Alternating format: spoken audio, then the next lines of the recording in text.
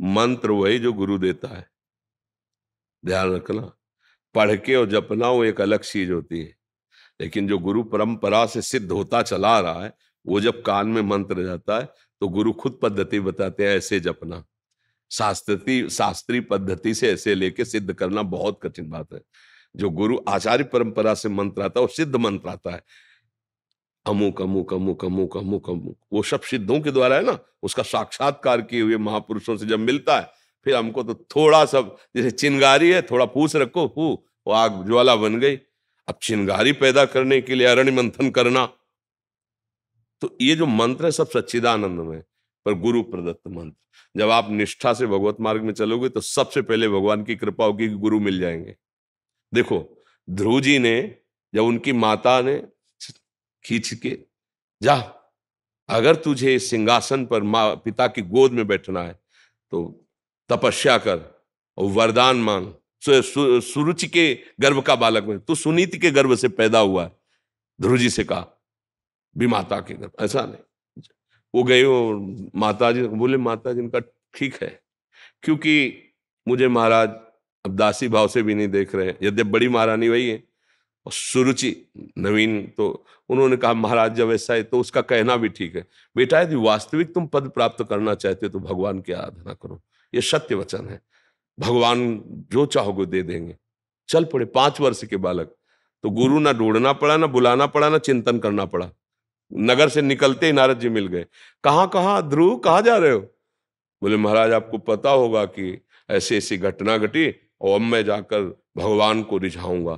तो उनका अभी चलते हैं, महाराज उत्तानपाद को आदेश करते हैं, अभी वो राज तिलक कर देंगे युवराज पद पे तुम्हारा, नहीं जाने की जरूरत।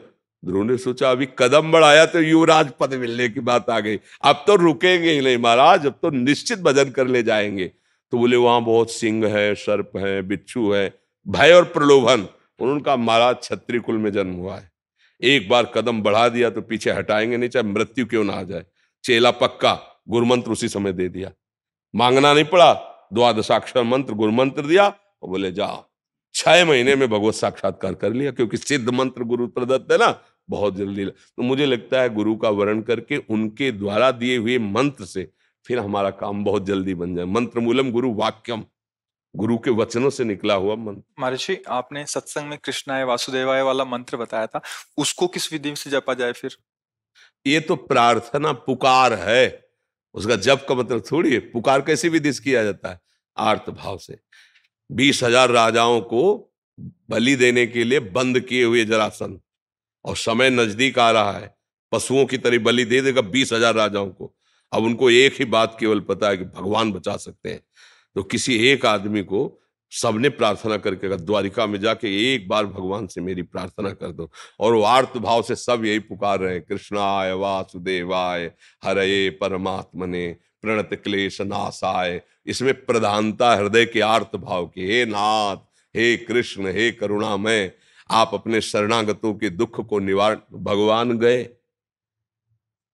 फेंक दिया, चिरवाक फेंक दिया जरासंध को और सब राजाओं को मुक्त करवाया। ले, तो ये मंत्र जो है दुख निवृत्ति के लिए सिद्ध मंत्र है, पर थोड़ा जैसे शौच आदि से अपवित्र, ऐसा मंत्र, ये वैदिक मंत्र ही तो है ना, तो थोड़ा पवित्र होके, पर इसमें प्रधानता आर्त भाव की है कि अब आपके सिवा कोई हमारा नहीं जो दुख निवारण कर सके, और अंदर से बड़ा चमत्कारिक है, ये भी बात समझ लो।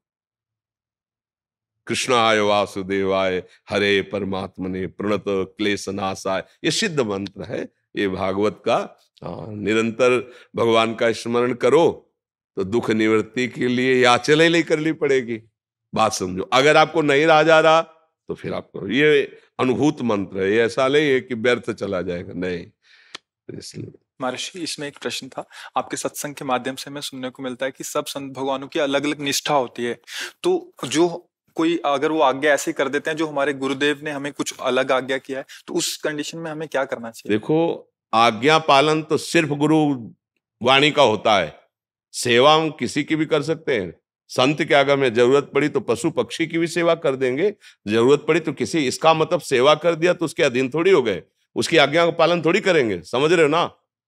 आज्ञा का पालन तो सिर्फ गुरुवाणी का, जो गुरु के श्रीमुख से वचन निकले बस वो गुरु वाणी का हम पालन करें, उन्होंने कहा संत समागम करो, साधु सेवा करो, तो कर रहे हैं, लेकिन वो हमें आज्ञा करे तो हम उसके लिए दस्तखत लेंगे गुरुवाणी से।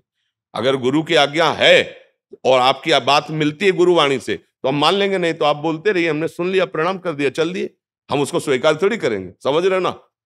आज्ञा पालन तो सिर्फ वही है अपने गुरुदेव की वाणी में। उन्होंने आज्ञा करी संत सेवा, तो हम आपके कपड़े धो देंगे, भोजन पवा देंगे, जो जैसा कर देंगे। और अगर संत है तो चाहे जिस निष्ठा का हो, तुम्हारे अंदर भाव वही प्रकट होगा जो गुरुवाणी में लिखा है। संत की ही वाणी तुमको वहां प्रकाशित करके वहां पहुंचा देगी जो गुरु कह रहे हैं। आप देख लो, हमने तो देखा है, अन्य उपासना वाले महापुरुषों के जब समीप गए, उनके चरणों में पड़े, तो हमारे इष्ट की भक्ति बढ़ी है, हमारे गुरु चरणों में प्रेम बढ़ा है। ऐसा नहीं हुआ है कि उनके पास जाने से हमारे गुरु चरणों में प्रेम, हमें और गुरु प्रेम बढ़ा है। तो जहां सच्चे संत महापुरुषों की सेवा होती तो इष्ट और गुरुवाणी में प्रेम बढ़ता है। इसीलिए तो आज्ञा करिए कि संतों का समागम करो, साधु सेवा करो।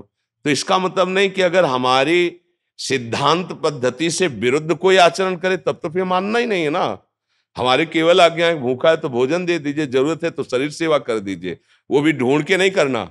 जहां हमें गुरु प्रसाद से पहुंचा दिया गया या वो हमारे समीप आ गए तो, नहीं तो हम अपने गुरु के द्वारा दिए हुए नाम मंत्र वाणी और उनके आदेशानुसार चल रहे हैं, हमें किसी की जरूरत नहीं। बात समझ लीजिए, हमारे समीप कोई आ गया है तो अगर भूखा है या वस्त्र है या औषधि है, वो हम सेवा कर देते हैं।